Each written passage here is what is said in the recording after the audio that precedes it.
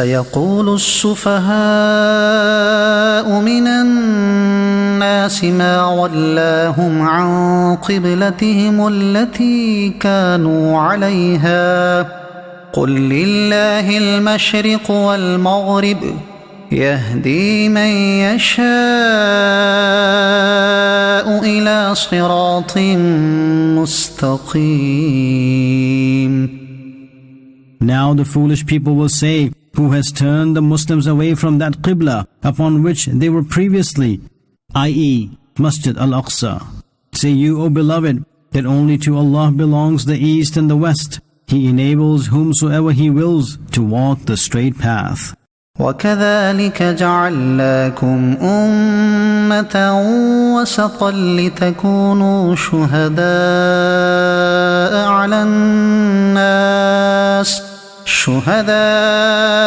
على الناس ويكون الرسول عليكم شهيدا وما جعلنا القبلة التي كنت عليها إلا لنعلم من يتبع الرسول ممن ينقلب على عقبيه وإن كانت لكبيرة إلا على الذين هدى الله وما كان الله ليضيع إيمانكم إن الله بالناس لرؤوف رحيم.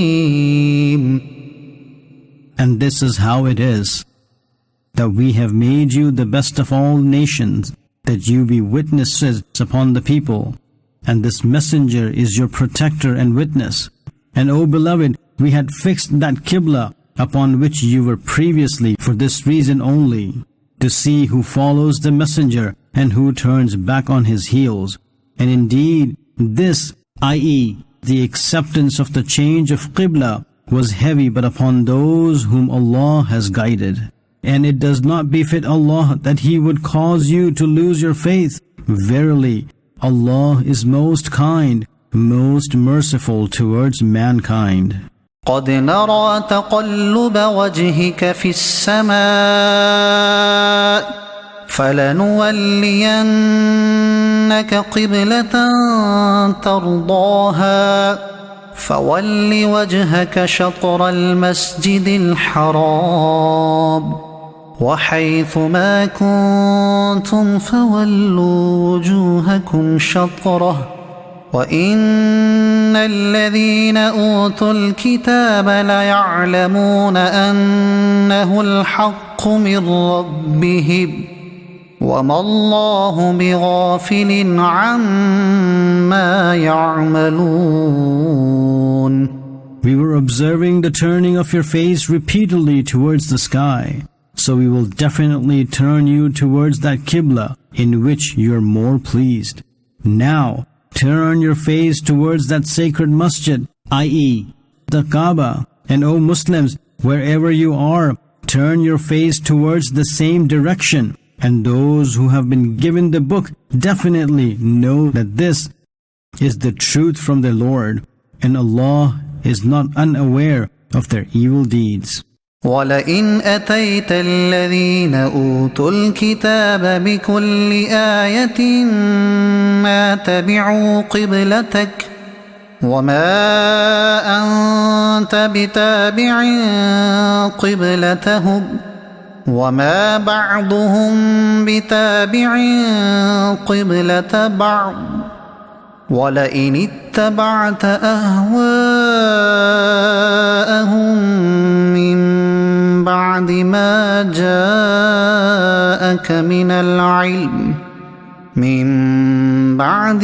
جاءك من العلم إنك إذا لمن الظالمين.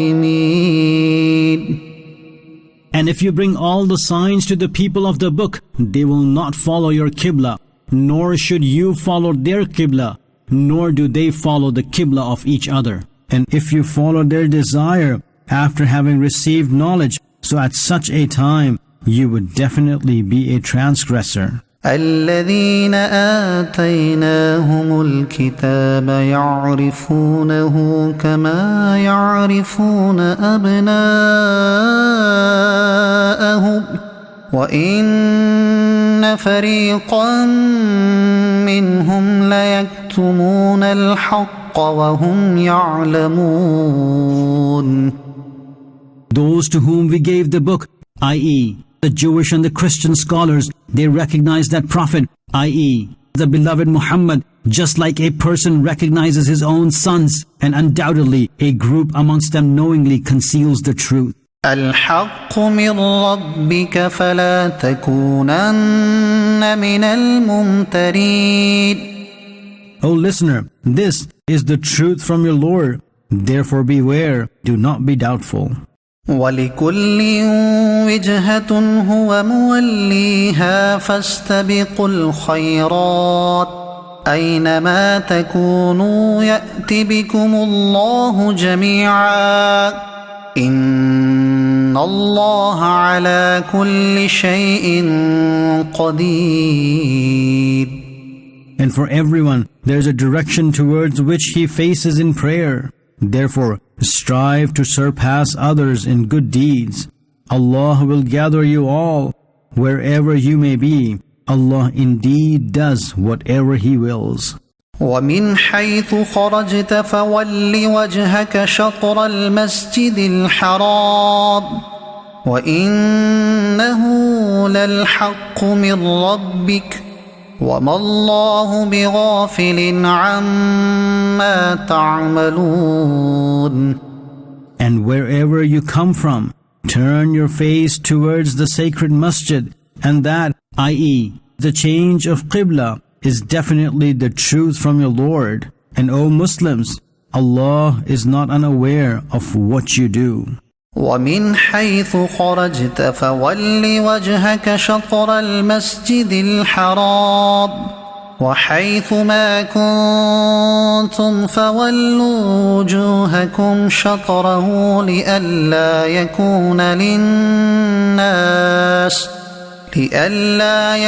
للناس عليكم حجة إلا الذين ظلموا منهم فلا تخشوهم واخشوني ولأتم نعمتي عليكم ولعلكم تهتدون. And O beloved, wherever you come from, turn your face towards the sacred masjid. And O Muslims, wherever you may be, turn your face towards it only, so that people may not have a proof against you, except those amongst them who commit injustice. Therefore, do not fear them, and fear me, and face the Kaaba for this reason, that I may complete my favor upon you, and that you may somehow attain guidance. كما أرسلنا فيكم رسولا منكم يتلو عليكم آياتنا ويزكيكم ويعلمكم الكتاب والحكمة ويعلمكم ما لم تكونوا تعلمون. As we have sent to you a great messenger from amongst you, that he recites to you our verses and purifies you, and teaches you the book and sound knowledge, i.e., wisdom, and teaches you that which ye knew not. فاذكروني أذكركم واشكروا لي ولا تكفرون. So, remember me, I shall publicize you, and acknowledge my right, and do not be ungrateful. يا أيها الذين آمنوا استعينوا بالصبر والصلاة إن الله مع الصابرين. O believers, seek help from patience and salah. Indeed, Allah is with those who are patient. ولا تقولوا لمن يقتل في سبيل الله أموات بل أحياء ولكن لا تشعرون. And those who are slain in the path of Allah do not say they are dead, rather they are alive. Yes, you are not aware. وَلَنَبْلُوَنَّكُمْ بِشَيْءٍ مِّنَ الْخَوْفِ وَالْجُوعِ وَنَقْصٍ مِّنَ الْأَمْوَالِ وَالْأَنفُسِ وَالثَّمَرَاتِ وَبَشِّرِ الصَّابِرِينَ. And we will definitely test you with some fear and hunger and with some deficiency of wealth, lives and fruits, and give glad tidings to those who are patient. الذين إذا أصابتهم مصيبة قالوا إنا لله وإنا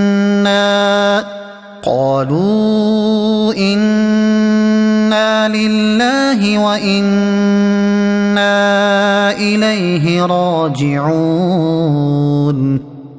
The patient one are those that when they are afflicted with any calamity, they say, we belong to Allah and only to Him we are to return. أولئك عليهم صلوات من ربهم ورحمة وأولئك هم المهتدون. These are the people upon whom are the blessings of their Lord and mercy, and it is they who are on the straight path. إن الصفا والمروة من شعائر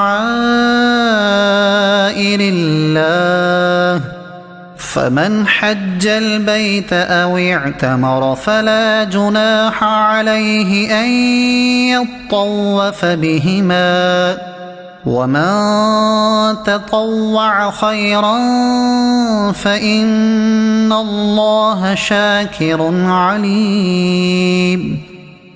Undoubtedly, Safa and Marwa are amongst the signs of Allah, so whoever performs Hajj or Umrah of the sacred house, there is no sin upon him for walking between both of them, i.e. Safa and Marwa. And whosoever does some good, i.e. optional worship, on his own accord, so Allah is indeed most appreciative, all-knowing. إن الذين يكتمون ما أنزلنا من البينات والهدى من بعد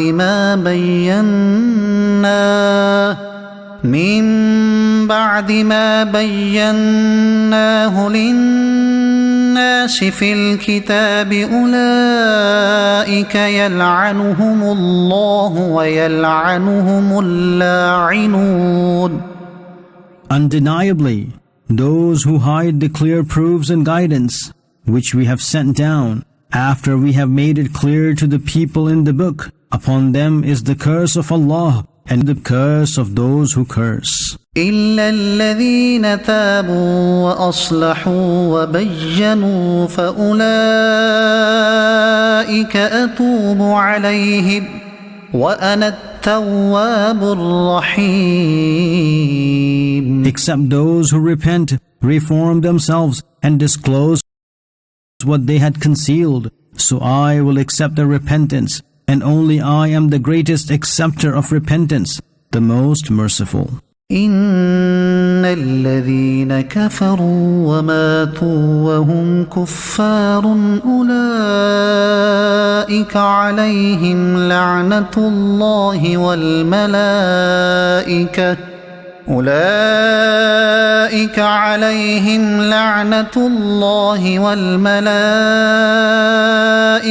والناس أجمعين.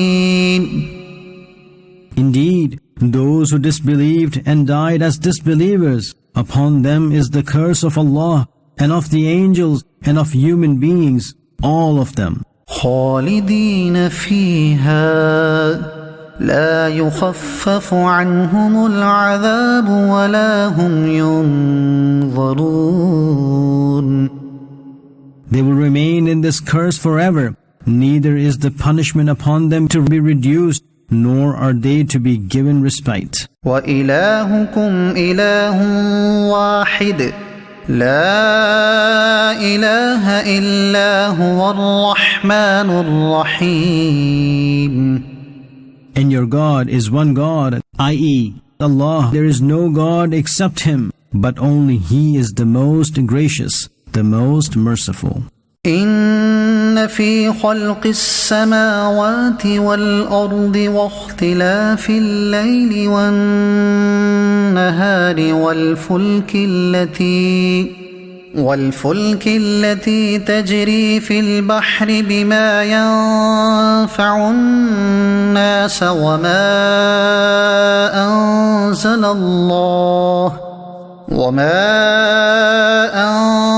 الله من السماء من ماء فأحيا به الأرض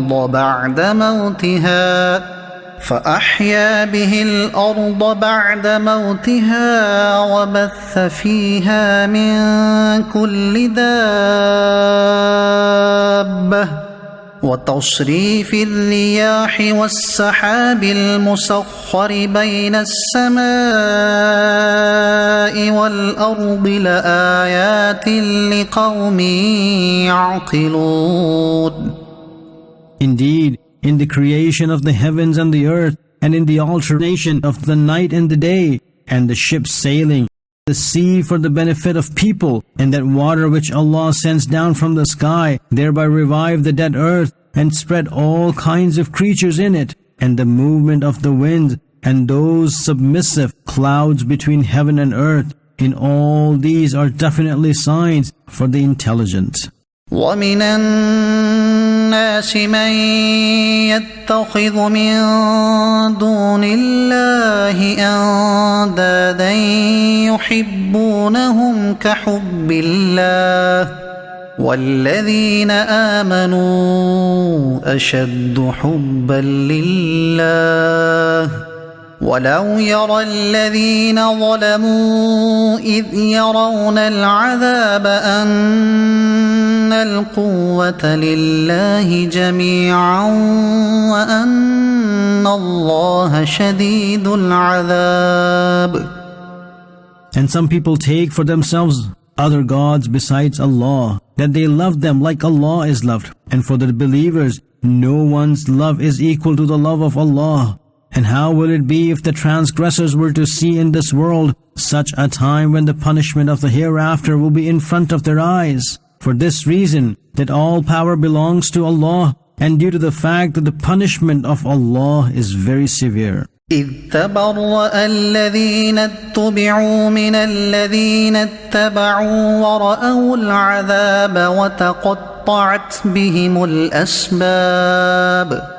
When the leaders will be disgusted with their followers in the hereafter, and they shall see punishment, and all their ties with each other will be cut off. وقال الذين اتبعوا لو أن لنا كرة فنتبرأ منهم كما تبرؤوا منا كذلك يريهم الله أعمالهم حسرات عليهم وما هم بخارجين من النار.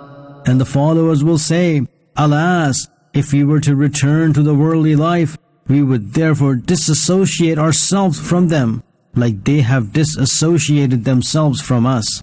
This is how Allah will show them their deeds as regrets, and they are never to come out of hell. يا أيها الناس كلوا مما في الأرض حلالا طيبا ولا تتبعوا خطوات الشيطان إنه لكم عدو مبين. O people, eat what is lawful and pure on the earth, and do not follow the footsteps of the devil. Undoubtedly, he is your open enemy. إنما يأمركم بالسوء والفحشاء وأن تقولوا على الله ما لا تعلمون.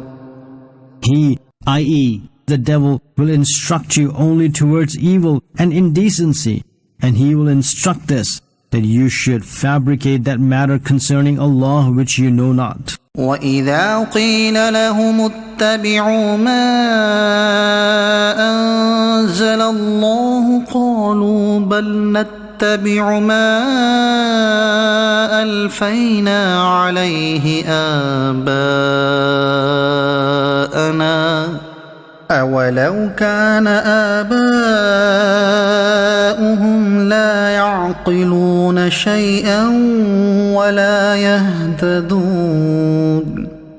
And when it is said to them, follow what Allah has sent down, so they say, rather we shall follow that upon which we found our forefathers, even though their forefathers had neither any intellect nor guidance. وَمَثَلُ الَّذِينَ كَفَرُوا كَمَثَلِ الَّذِي يَنْعِقُ بِمَا لَا يَسْمَعُ إِلَّا دُعَاءً وَنِدَاءً صُمٌّ بُكْمٌ عُمْيٌ فَهُمْ لَا يَعْقِلُونَ. And the example of the disbelievers is similar to the one who calls upon such who hear nothing but screaming and yelling, deaf, dumb, blind, so they do not have understanding. يا أيها الذين آمنوا كلوا من طيبات ما رزقناكم واشكروا لله إن كنتم إياه تعبدون. O believers, eat the good things that we have provided and acknowledge the favor of Allah if you really worship only Him. إنما حرم عليكم الميتة والدم ولحم الخنزير وما أهل به لغير الله فمن اضطر غير باغ ولا عاد فلا إثم عليه إن الله غفور رحيم. He, Allah, has forbidden the eating of only these for you, a dead animal, i.e., carrion, and blood, and the flesh of swine, and the animal upon which the name of other than Allah is proclaimed at the time of slaughtering. So, there is no sin upon the one who is compelled and does not eat out of desire, nor transgressing the limit of eating. Indeed, Allah is most forgiving, most merciful.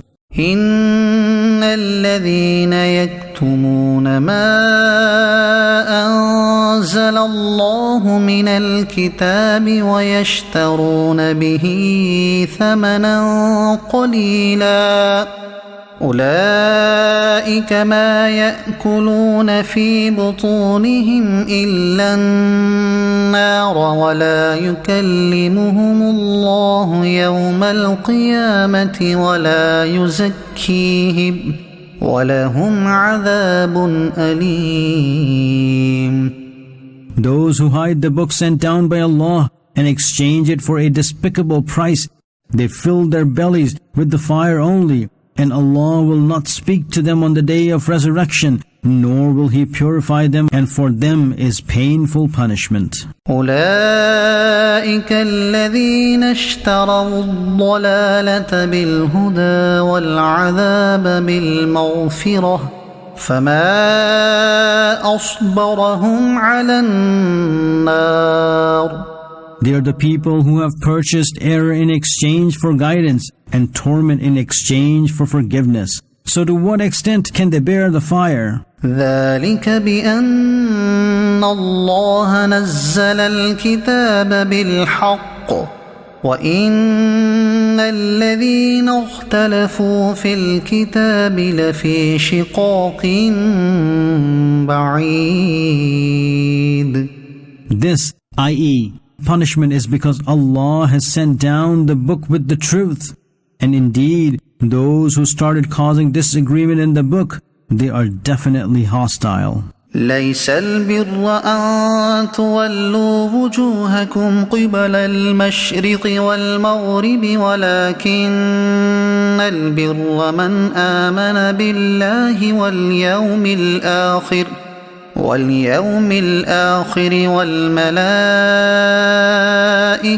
والكتاب والنبيين وآتى المال على حبه ذوي القربى واليتامى والمساكين وابن السبيل والسائلين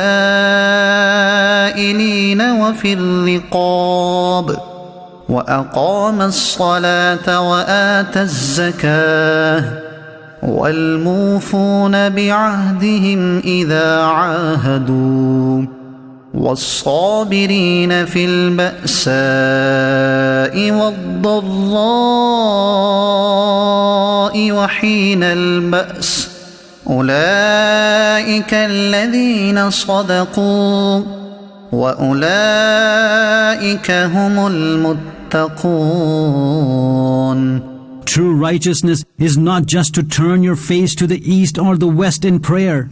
Yes, true righteousness is to believe in Allah and the last day, and the angels, and the book, and the prophets, and out of love for Allah, give out His precious wealth to relatives, and orphans, and the needy, and travelers, and the beggars, and for freeing slaves, and keep Salah established, and pay Zakah.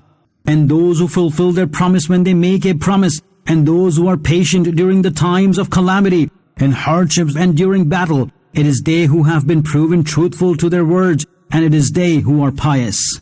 يا أيها الذين آمنوا كتب عليكم القصاص في القتلى الحر بالحر والعبد بالعبد والأنثى بالأنثى فمن عفي له من أخيه شيء فاتباع بالمعروف وأداء إليه بإحسان ذلك تخفيف من ربكم ورحمة فمن اعتدى بعد ذلك فله عذاب أليم. O believers, legal retribution, i.e., the death penalty is obligatory for you in the matter of those killed unfairly. A freeman for a freeman, and a slave for a slave, and a female for a female. And for him who is granted some pardon by his brother, so the demanded of compensation should be made with courtesy, and the payment should be made in a proper manner. This commandment is relief and mercy upon you from your Lord. So the one who transgresses after this, for him is a painful punishment. وَلَكُمْ فِي الْقِصَاصِ حَيَاةٌ يَا أُولِي الْأَلْبَابِ لَعَلَّكُمْ تَتَّقُونَ. And there is the saving of life for you in the law of retribution, O people of understanding, so that you may abstain from killing unjustly. كتب عليكم إذا حضر أحدكم الموت إن ترك خيرا الوصية للوالدين والأقربين بالمعروف حقا على المتقين. It is made obligatory for you that when death approaches any one of you, and if one leaves wealth, so he should make a will for parents and close relatives in accordance with that which is acceptable in the custom of Islamic laws. This is necessary upon the righteous. فَمَن بَدَّلَهُ بَعْدَمَا سَمِعَهُ فَإِنَّمَا إِثْمُهُ عَلَى الَّذِينَ يُبَدِّلُونَهُ إِنَّ اللَّهَ سَمِيعٌ عَلِيمٌ. So whoever alters a will after he has heard it, its sin is only upon those who alter it. Indeed, Allah is all-hearing, all-knowing. فَمَنْ خَافَ مِن مُّوصٍ جَنَفًا أَوْ إِثْمًا فَأَصْلَحَ بَيْنَهُمْ فَلَا إِثْمَ عَلَيْهِ إن الله غفور رحيم. Then, if one fears that the testator has committed injustice or sin, and he brings about reconciliation between them, there shall be no sin upon him. Indeed, Allah is most forgiving, most merciful. يا أيها الذين آمنوا كتب عليكم الصيام كما كتب على الذين من قبلكم لعلكم تتقون. O believers, fasting has been made obligatory upon you, like it was made obligatory upon those before you, that you may attain piety.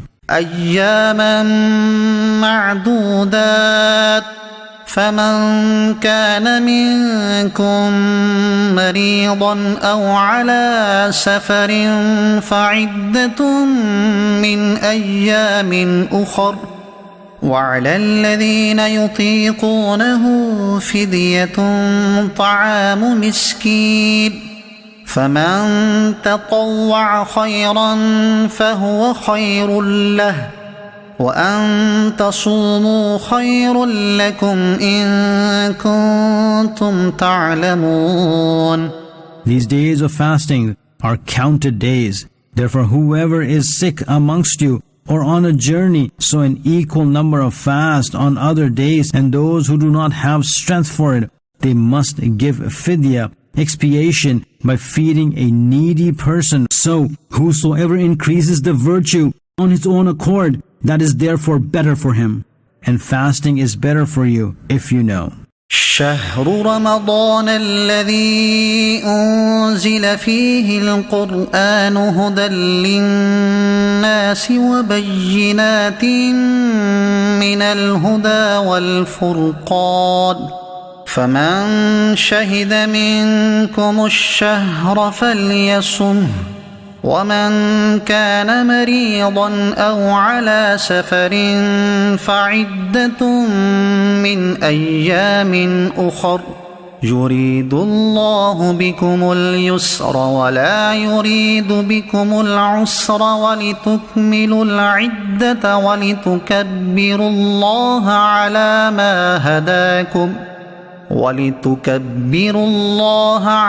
ما هداكم ولعلكم تشكرون.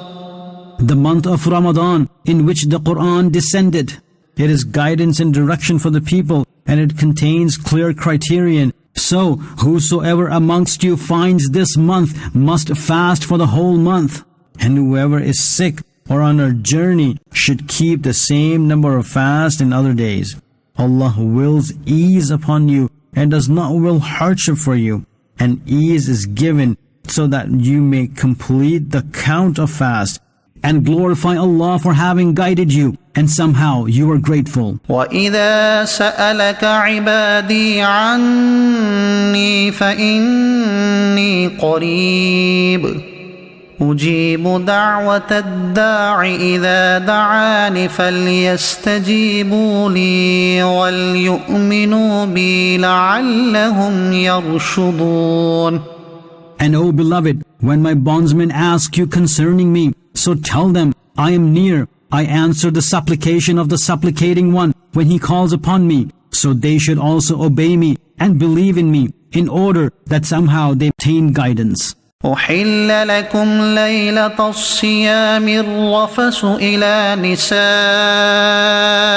نسائكم هن لباس لكم وأنتم لباس لهن علم الله أنكم كنتم تختانون أنفسكم فتاب عليكم وعفى عنكم فالآن باشروهن وابتغوا ما كتب الله لكم وكلوا واشربوا حتى يتبين لكم الخيط الأبيض من الخيط الأسود من الفجر ثم أتموا الصيام إلى الليل ولا تباشروهن وأنتم عاكفون في المساجد تلك حدود الله فلا تقربوها كذلك يبين الله آياته للناس لعلهم يتقون. Approaching your wives during the nights of fasting has been made lawful for you. They are your garment and you are their garment. Allah knew that you were dishonest to yourselves, so He accepted your repentance and forgave you. So now copulate with them if you want and seek what Allah has destined for you. And eat and drink until the white thread, i.e., the light of dawn becomes distinct to you from the black thread, i.e., the darkness of night at dawn. Then complete the fast till nightfall, i.e., sunset, and do not touch any woman while staying in i'tikaf, i.e., the devotional seclusion in the mosques. These are the limits of Allah. Do not approach them. This is how Allah explains His verses to people in order that they may attain piety. ولا تأكلوا أموالكم بينكم بالباطل وتدلوا بها إلى الحكام لتأكلوا فريقا من أموال الناس بالإثم وأنتم تعلمون. And do not unfairly consume the wealth of each other, nor take their cases to rulers, in order that you may wrongfully consume a part of other people's wealth knowingly. يسألونك عن الأهلة قل هي مواقيت للناس والحج وليس البر بأن تأتوا البيوت من ظهورها ولكن البر من اتقى وأتوا البيوت من أبوابها واتقوا الله لعلكم تفلحون. They ask you, O beloved, regarding the new moon. Say you, they are indicators of time for people and for Hajj. And it is not a virtue at all that you enter your houses by breaking the back walls. Yes, virtue is in piety. And enter houses using their proper doors and continue fearing Allah with this hope that you may achieve success. وقاتلوا في سبيل الله الذين يقاتلونكم ولا تعتدوا إن الله لا يحب المعتدين.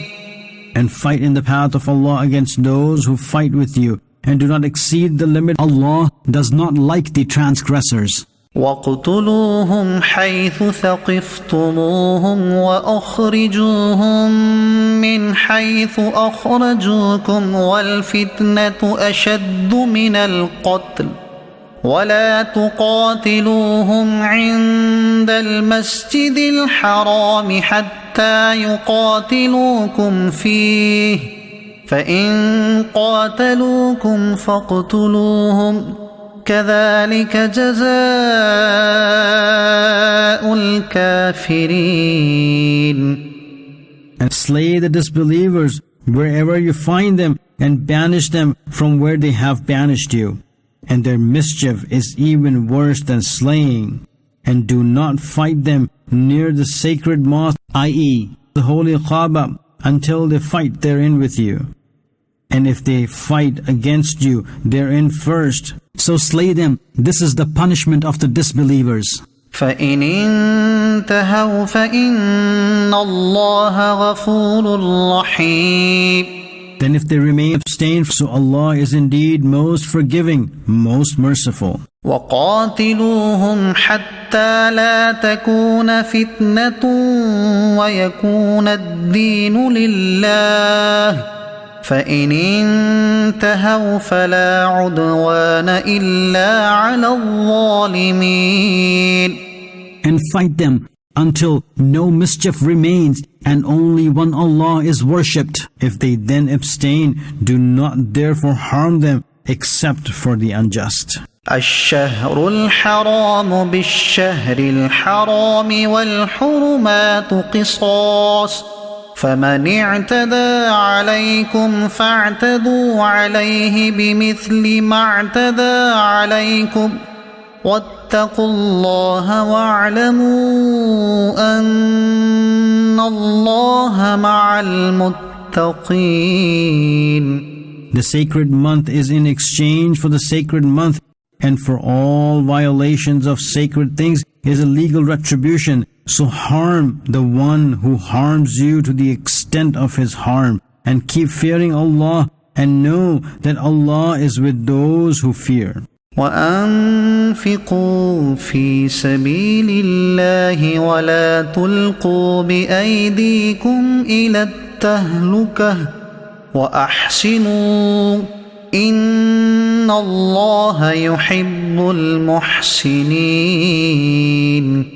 And spend in the path of Allah, and do not fall into destruction by your own hands, and become virtuous. Undoubtedly, the virtuous are the beloveds of Allah. وأتموا الحج والعمرة لله فإن أحصرتم فما استيسر من الهدي ولا تحلقوا رؤوسكم حتى يبلغ الهدي محله فمن كان منكم مريضا أو به أذى من رأسه ففدية من صيام أو صدقة أو نسك فإذا أمنتم فمن تمتع بالعمرة إلى الحج فما استيسر من الهدي فمن لم يجد فصيام 3 أيام في الحج و7 إذا رجعتم تلك 10 كاملة ذلك لمن لم يكن أهله حاضر المسجد الحرام واتقوا الله واعلموا أن الله شديد العقاب.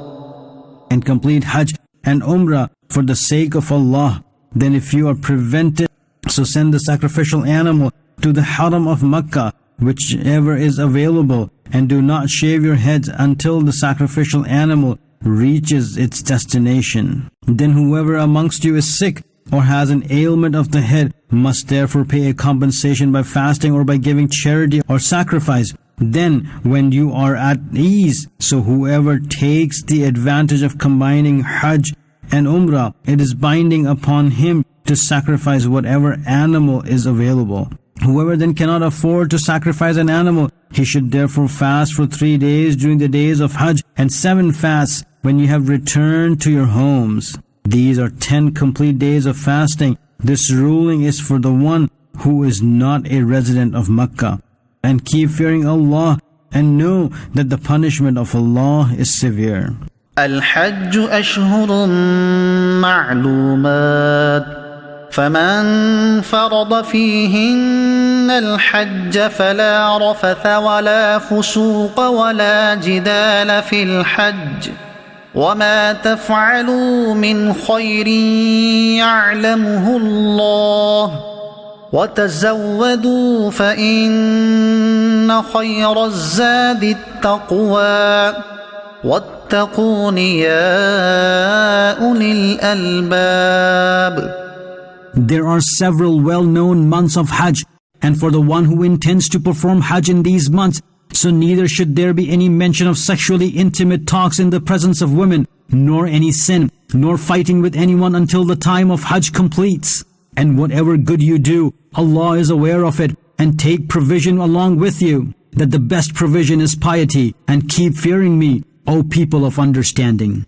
ليس عليكم جناح أن تبتغوا فضلا من ربكم فإذا أفضتم من عرفات فاذكروا الله عند المشعر الحرام واذكروه كما هداكم وإن كنتم من قبله لمن الضالين. During Hajj, there is no sin upon you that you seek the bounty, i.e., sustenance of your Lord. Therefore, when you return from Arafah, so remember Allah near Mash'ar al-Haram, and remember Him just like He has guided you. And indeed, before this you were astray. ثم أفيضوا من حيث أفاض الناس واستغفروا الله إن الله غفور رحيم.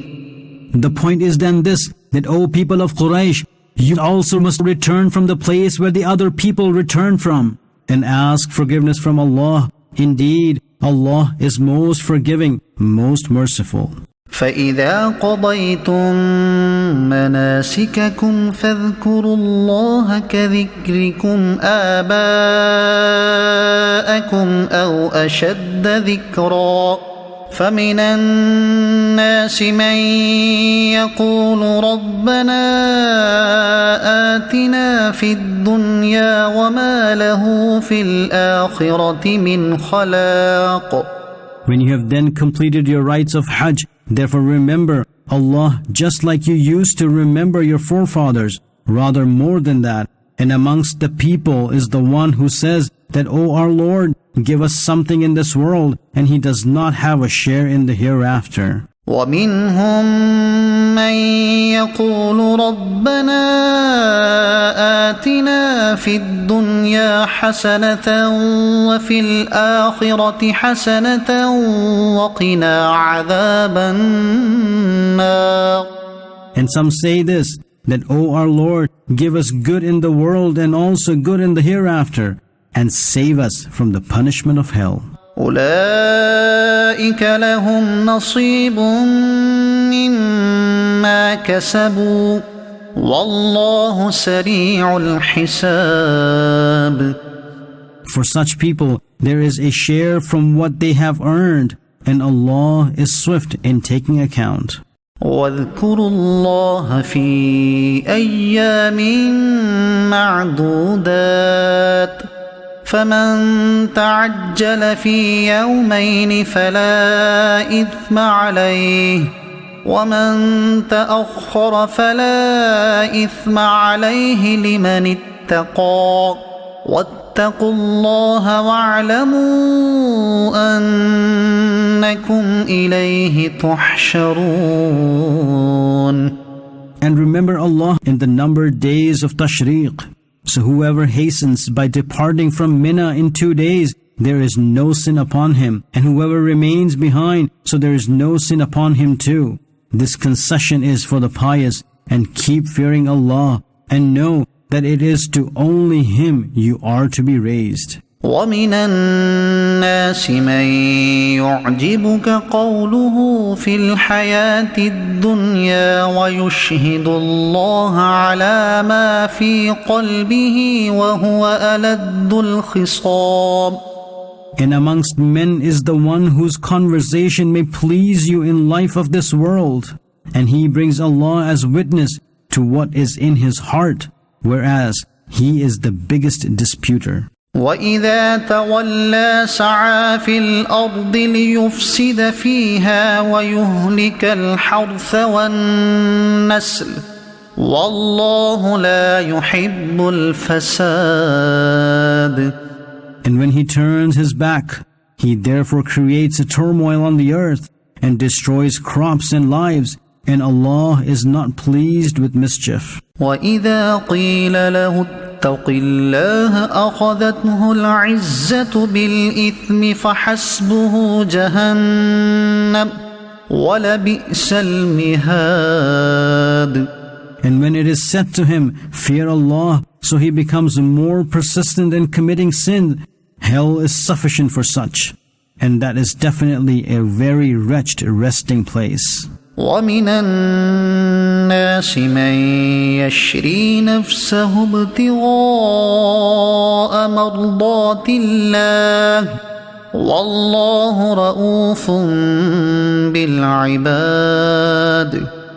And amongst people is the one who sells, i.e., totally devotes himself to seek the pleasure of Allah, and Allah is most compassionate towards His bondsmen. يا أيها الذين آمنوا ادخلوا في السلم كافة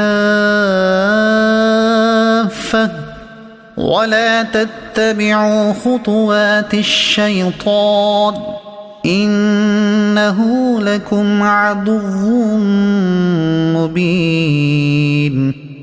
O believers, enter Islam completely and do not follow the footsteps of devil. Indeed, he is your open enemy.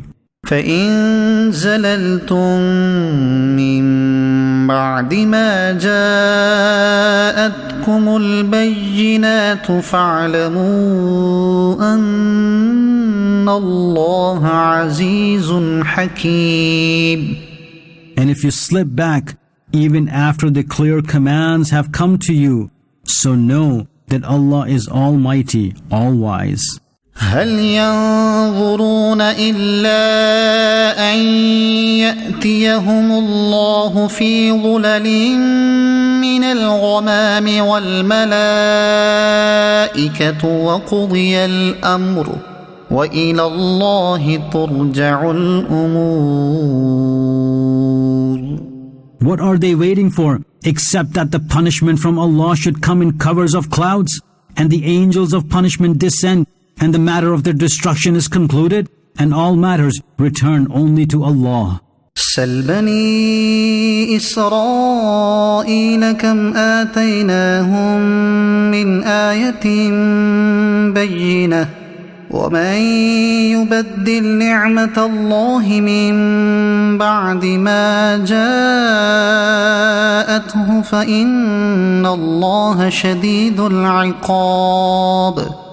Ask the children of Israel how many clear signs we gave them, and whoever changes the favor of Allah, which came to him, so the punishment of Allah is indeed severe. زين للذين كفروا الحياة الدنيا ويسخرون من الذين آمنوا والذين اتقوا فوقهم يوم القيامة والله يرزق من يشاء بغير حساب. The life of this world is made to appear beautiful in the sight of the disbelievers, and they make fun of the believers.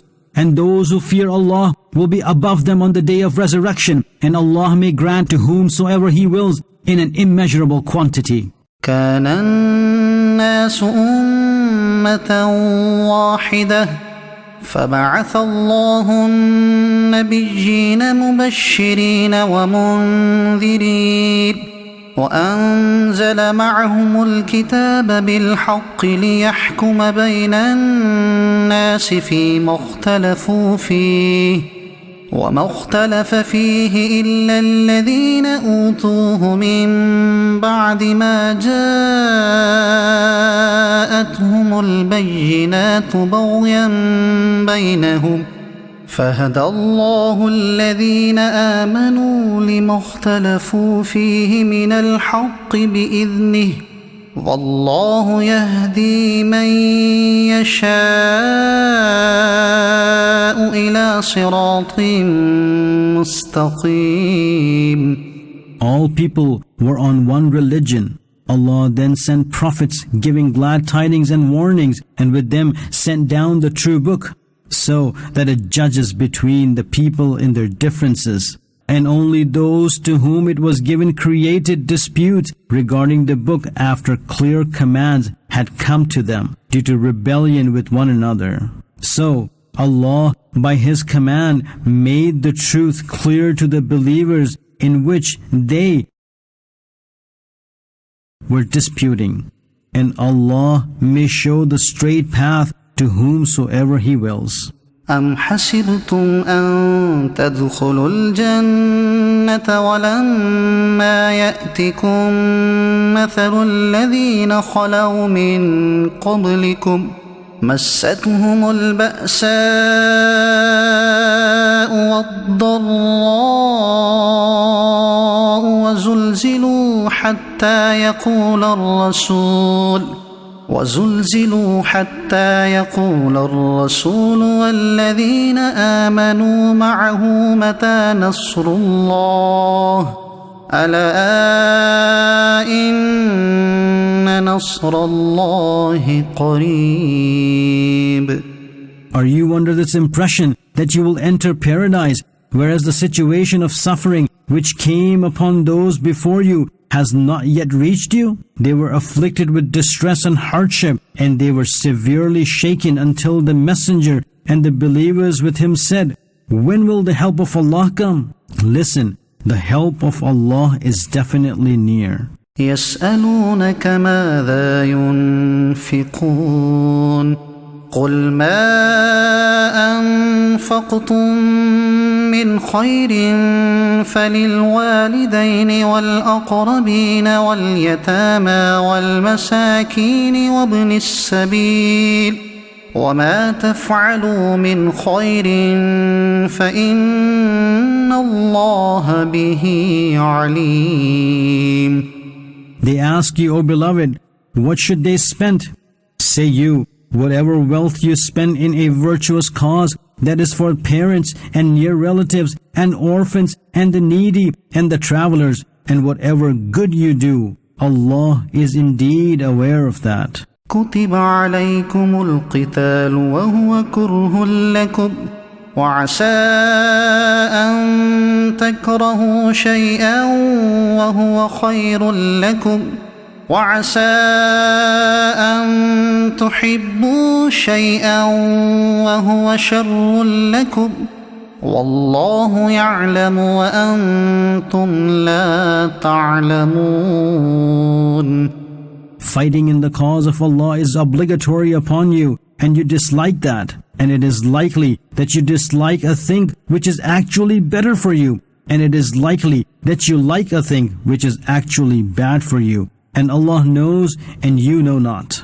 يسألونك عن الشهر الحرام قتال فيه قل قتال فيه كبير وصد عن سبيل الله وكفر به والمسجد الحرام وإخراج أهله منه أكبر عند الله والفتنة أكبر من القتل ولا يزالون يقاتلونكم حتى يردوكم عن دينكم إن استطاعوا ومن يرتد منكم عن دينه فيمت وهو كافر فأولئك حبطت أعمالهم في الدنيا والآخرة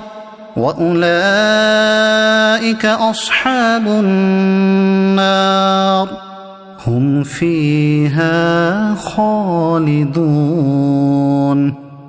They ask you, O beloved, the ruling regarding fighting in the sacred month.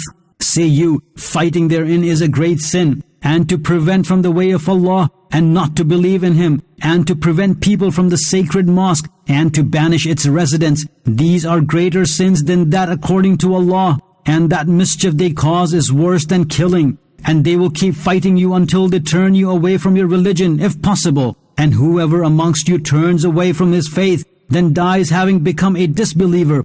Their good deeds are therefore wasted in this world and in the hereafter, and they are the dwellers of hell. They are to remain in it forever. إن الذين آمنوا والذين هاجروا وجاهدوا في سبيل الله أولئك يرجون رحمة الله والله غفور رحيم.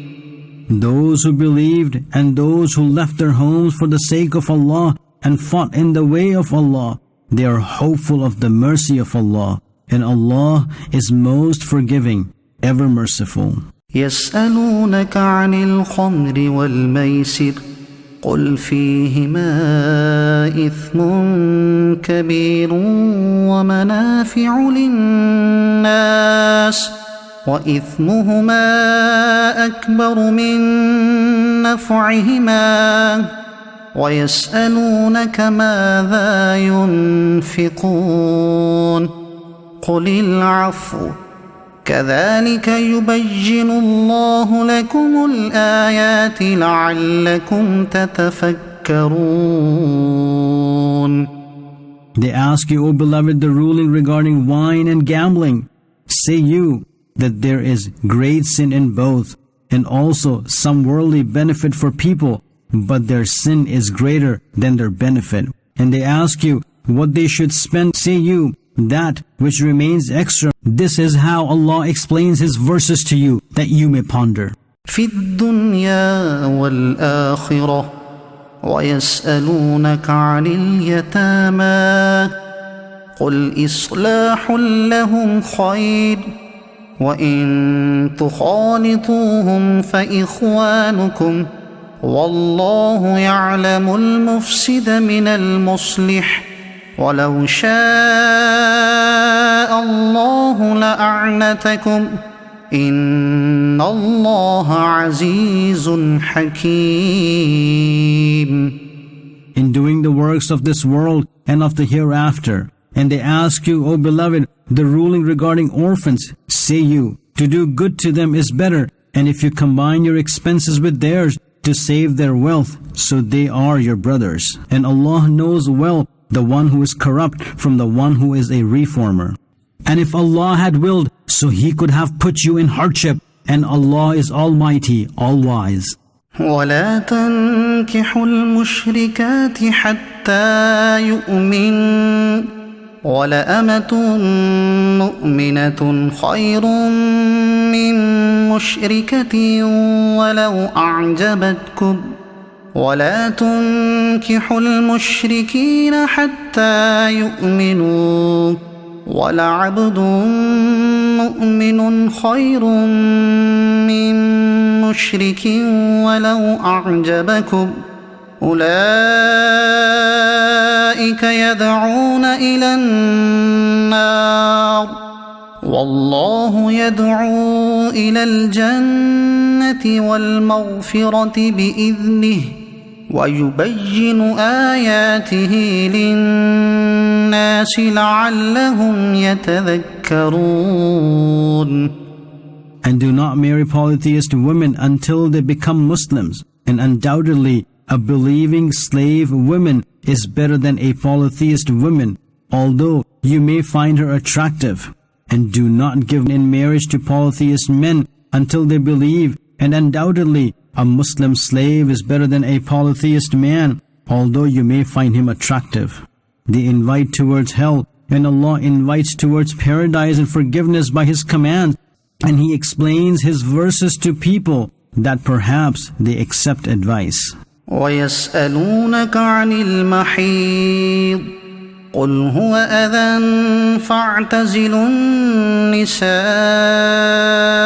فِي الْمَحِيضِ وَلَا تَقْرَبُوهُنَّ حَتَّى يَطْهُرْنَ فَإِذَا تَطَهَّرْنَ فَأْتُوهُنَّ مِنْ حَيْثُ أَمَرَكُمُ اللَّهُ إِنَّ اللَّهَ يُحِبُّ التَّوَّابِينَ وَيُحِبُّ الْمُتَطَهِّرِينَ. And they ask you, O beloved, the ruling regarding menstruation. Say you, it is impurity, so stay away from women in the days of menstruation, and do not approach them until they are pure. Then, when they become pure, so approach them from where Allah has commanded you. Indeed, Allah loves those who repent abundantly and loves those who purify themselves. نساؤكم حرث لكم فأتوا حرثكم أنى شئتم وقدموا لأنفسكم واتقوا الله واعلموا أنكم ملاقوه وبشر المؤمنين. your women are tilth for you. So come into your tilth as you wish, and before perform some good deed which benefits you. And keep fearing Allah, and know that you have to meet Him.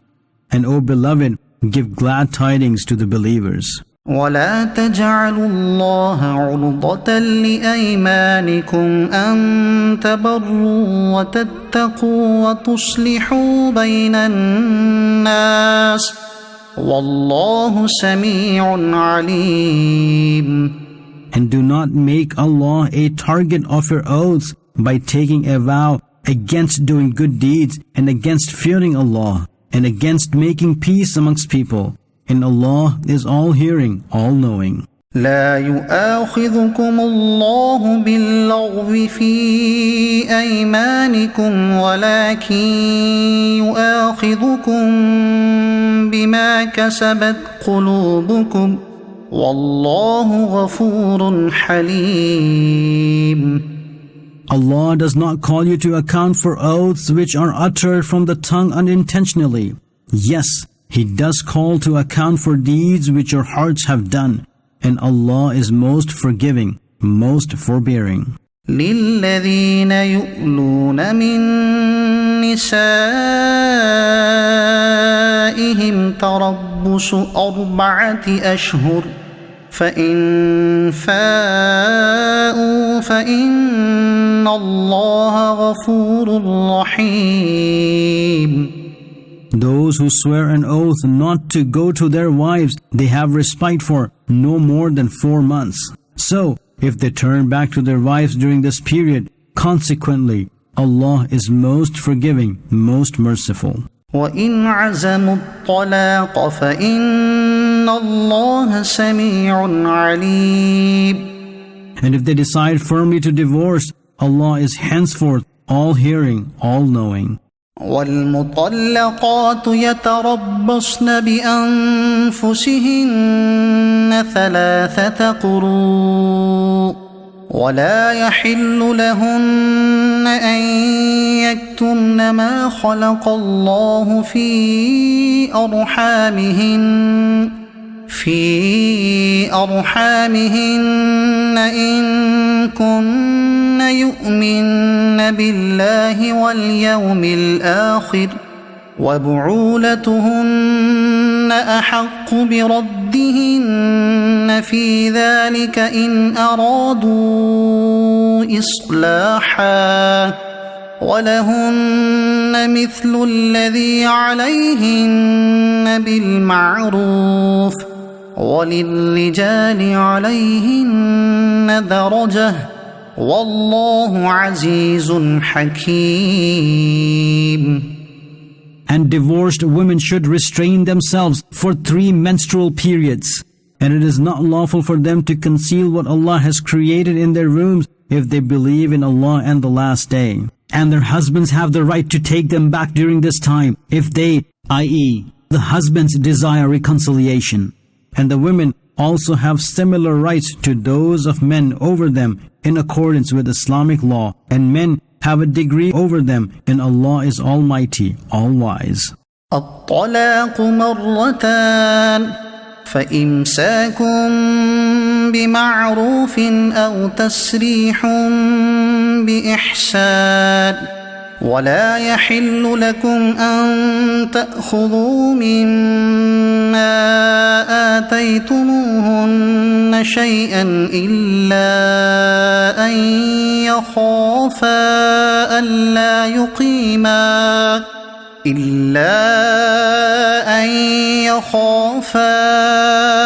ألا يقيما حدود الله فإن خفتم ألا يقيما حدود الله فلا جناح عليهما فيما افتدت به تلك حدود الله فلا تعتدوها ومن يتعد حدود الله فأولئك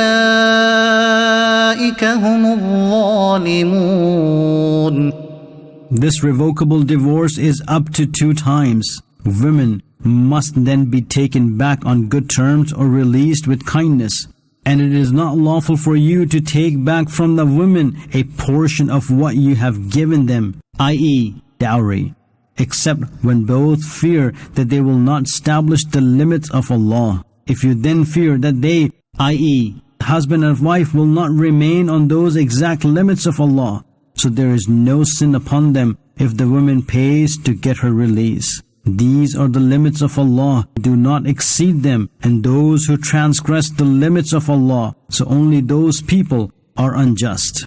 فإن طلقها فلا تحل له من بعد حتى تنكح زوجا غيره فإن طلقها فلا جناح عليهما أن يتراجعا إن ظنا أن يقيما حدود الله وتلك حدود الله يبينها لقوم يعلمون. If he then divorced her a third time, so she will not be lawful for him now until she lives as a wife with another husband. If the second husband then divorces her, so it is no sin for these two to reunite by marriage if they think that now they will adhere to the limits of Allah. And these are the limits of Allah which He explains to the intelligent. وَإِذَا طَلَّقْتُمُ النِّسَاءَ فَبَلَغْنَ أَجَلَهُنَّ فَأَمْسِكُوهُنَّ بِمَعْرُوفٍ أَوْ سَرِّحُوهُنَّ بِمَعْرُوفٍ وَلَا تُمْسِكُوهُنَّ ضِرَارًا لِتَعْتَدُوا وَمَنْ يَفْعَلْ ذَلِكَ فَقَدْ ظَلَمَ نَفْسَهُ ولا تتخذوا آيات الله هزوا واذكروا نعمة الله عليكم وما أنزل عليكم من الكتاب والحكمة يعظكم به واتقوا الله واعلموا أن الله بكل شيء عليم.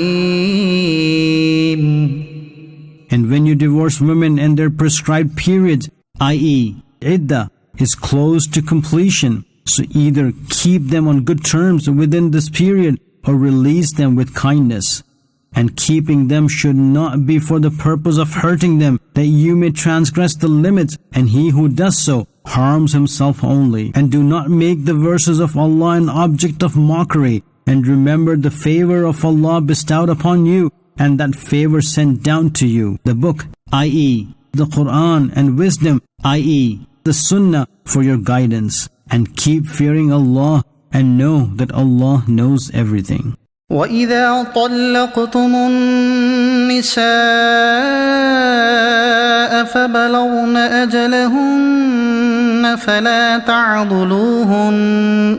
فَلَا تَعْضُلُوهُنَّ أَن يَنكِحْنَ أَزْوَاجَهُنَّ إِذَا تَرَاضَوْا بَيْنَهُم بِالْمَعْرُوفِ ذلك يوعظ به من كان منكم يؤمن بالله واليوم الآخر ذلكم أزكى لكم وأطهر والله يعلم وأنتم لا تعلمون.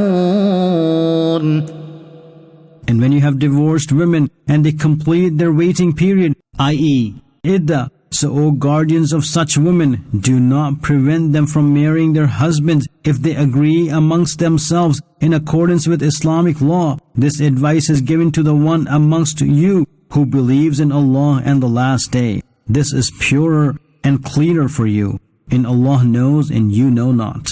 والوالدات يرضعن أولادهن حولين كاملين لمن أراد أن يتم الرضاعة وعلى المولود له رزقهن وكسوتهن بالمعروف لا تكلف نفس إلا وسعها لا تضار والدة بولدها ولا مولود له بولده وعلى الوارث مثل ذلك فإن أرادا فصالا عن تراض منهما وتشاور فلا جناح عليهما وإن أردتم أن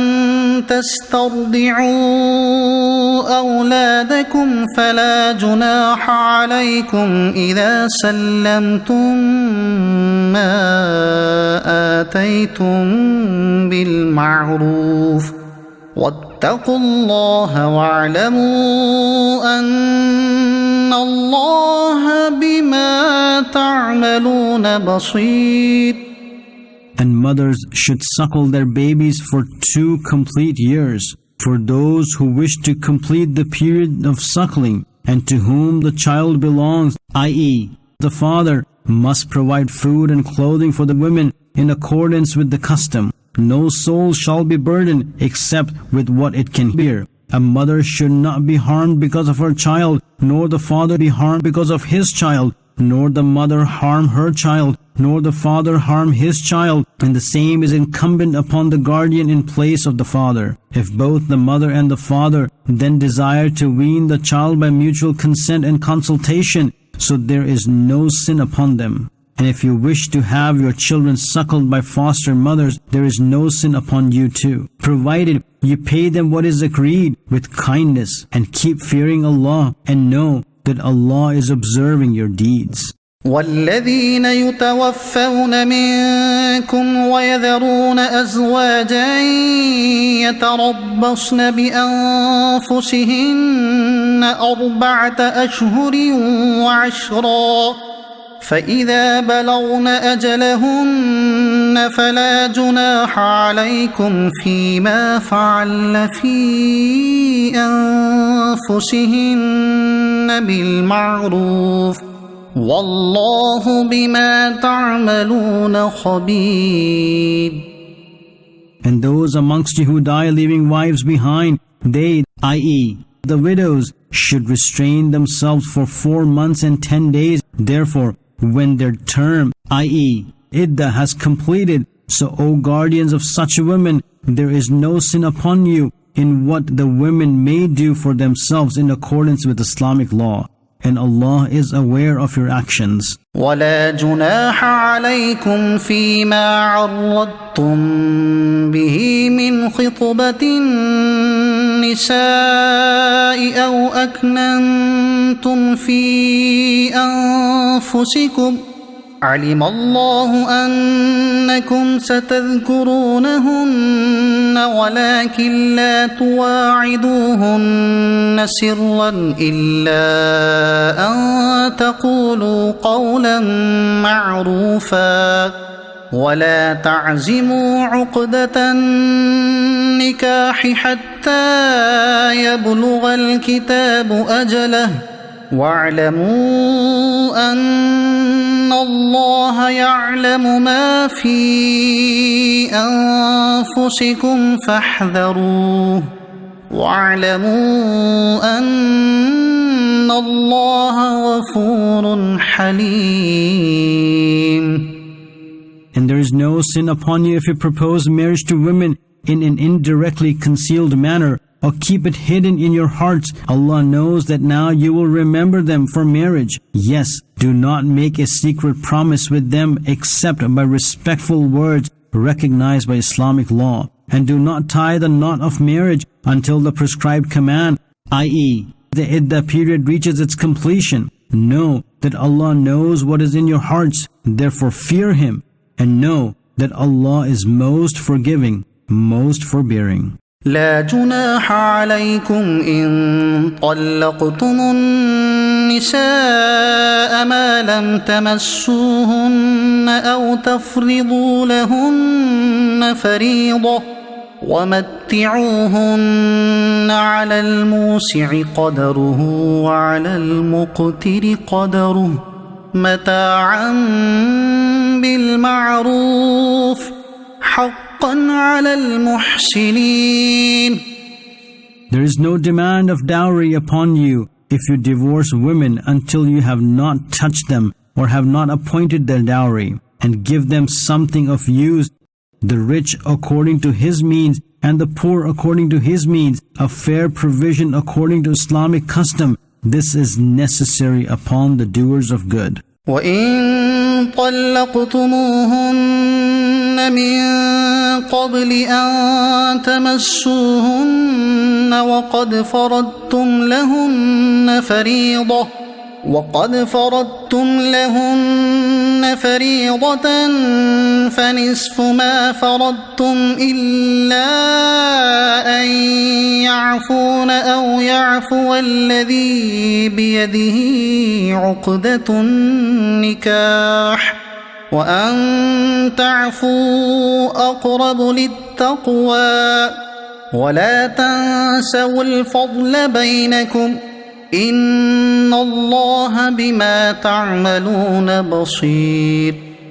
And if you divorce women before consummation and have already fixed some dowry for them, so payment of half of what is agreed is necessary, unless the women leave part of it, or the one in whose hand the knot of marriage is, i.e., husband should give more. And O men, your giving more is closest to piety, and do not forget to do favors upon each other. Indeed, Allah is observing your actions. حافظوا على الصلوات والصلاة الوسطى وقوموا لله قانتين.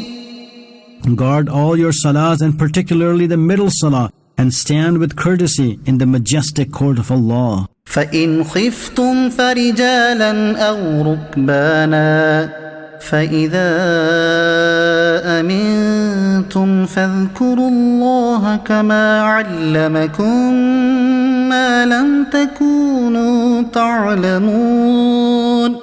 If you are then in fear, so perform salah whilst on foot or whilst riding in any way possible. When you then have no fear, therefore remember Allah in the way He has taught you, that which you knew not. والذين يتوفون منكم ويذرون أزواجا وصية لأزواجهم متاعا إلى الحول غير إخراج فإن خرجن فلا جناح عليكم فيما فعل في أنفسهن من معروف والله عزيز حكيم. And those amongst you who die leaving wives behind should make a will for their wives with complete provision for 1 full year without evicting them. Then if they leave on their own accord, so there is no accountability on you regarding what they did in their matter according to their desire in a suitable manner. And Allah is overpowering, all-wise. وَلِلْمُطَلَّقَاتِ مَتَاعٌ بِالْمَعْرُوفِ حَقًّا عَلَى الْمُتَّقِينَ. And for divorced women also is provision in a proper manner. This is compulsory upon the pious. كَذَلِكَ يُبَيِّنُ اللَّهُ لَكُمْ آيَاتِهِ لَعَلَّكُمْ تَعْقِلُونَ. This is how Allah explains His verses to you, so that you may understand. أَلَمْ تَرَ إِلَى الَّذِينَ خَرَجُوا مِنْ دِيَارِهِمْ وَهُمْ أُلُوفٌ حَذَرَ الْمَوْتِ فَقَالَ لَهُمُ اللَّهُ مُوتُوا ثُمَّ أَحْيَاهُمْ إِنَّ اللَّهَ لَذُو فَضْلٍ عَلَى النَّاسِ وَلَكِنَّ أَكْثَرَ النَّاسِ لَا يَشْكُرُونَ.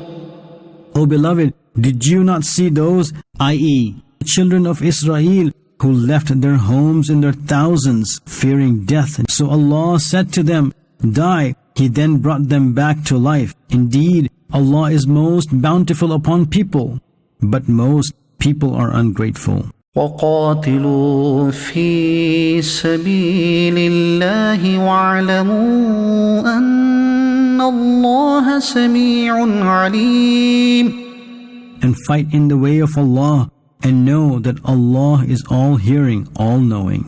من ذا الذي يقرض الله قرضا حسنا فيضاعفه له أضعافا كثيرة والله يقبض ويبسط وإليه ترجعون. Is there anyone who will give a good loan to Allah, so that Allah may increase it for him manifold? And Allah decreases and increases sustenance, and it is only to Him you will return. ألم تر إلى الملأ من بني إسرائيل من بعد موسى إذ قالوا لنبي له مبعث لنا ملكا نقاتل في سبيل الله قال هل عسيتم إن كتب عليكم القتال ألا تقاتلوا قالوا وما لنا ألا نقاتل في سبيل الله وقد أخرجنا من ديارنا وأبنائنا فلما كتب عليهم القتال تولوا إلا قليلا منهم والله عليم بالظالمين. O beloved, did you not see the group of children of Israel after the era of Musa, when they said to one of their prophets, "Appoint a king for us, so that we may fight in the way of Allah"? The Prophet said, "Your manners are such that had fighting been made obligatory upon you, so then you would not fight." They said, "What has happened to us that we should not fight in Allah's cause, whereas we have been driven away from our homeland and our children?" So then when fighting was made obligatory upon them, they turned away except a few of them, and Allah is well aware of the unjust. وقال لهم نبيهم إن الله قد بعث لكم طالوت ملكا قالوا أنى يكون له الملك علينا ونحن أحق بالملك منه ولم يؤت سعة من المال قال إن الله اصطفاه عليكم وزاده بسطة في العلم والجسم والله يؤتي ملكه من يشاء والله واسع عليم. And the Prophet said to them, "Indeed, Allah has sent Talut, Saul, as your king." They said, "Why should he have kinship over us? And we deserve the kinship more than him. And he has not been given ample wealth either." He said, "Allah has chosen him over you and has bestowed upon him enormous knowledge and physique. And Allah may bestow his kingdom upon whomsoever he wills, and Allah is all-encompassing, all-knowing." وقال لهم نبيهم إن آية ملكه أن يأتيكم التابوت فيه سكينة من ربكم وبقية مما ترك آل موسى وآل هارون تحمله الملائكة إن في ذلك لآية لكم إن كنتم مؤمنين. And their prophet said to them, "The sign of his kingdom will be the coming of a wooden box to you, containing that which is contentment of heart from your Lord. Some relics left behind by the honorable Musa, Moses, and the honorable Harun, Aaron, carried by the angels. Indeed, therein is a great sign for you, if you believe." فلما فصل طالوت بالجنود قال إن الله مبتليكم بنهر فمن شرب منه فليس مني ومن لم يطعمه فإنه مني إلا من اغترف غرفة بيده فشربوا منه إلا قليلا منهم فلما جاوزه هو والذين آمنوا معه قالوا لا طاقة لنا اليوم بجالوت وجنوده قال الذين يظنون أنهم ملاقو الله كم من فئة قليلة غلبت فئة كثيرة بإذن الله والله مع الصابرين. When Talut then departed from the city along with the armies, he said, "Indeed, Allah will test you with a stream, so whoever drinks its water is not mine, and whoever does not drink is mine, except the one who takes it in his cupped palm." So they all drank of it except a few. Then, when Talut and the believers alongside him had crossed the stream, they said, "We do not have the power this day to face Jalut, Goliath, and his armies." Those who were certain of meeting Allah said that many a time a smaller group has overcome a bigger group by the command of Allah, and Allah is with those who are patient. ولما برزوا لجالوت وجنوده قالوا ربنا أفرغ علينا صبرا وثبت أقدامنا وانصرنا على القوم الكافرين.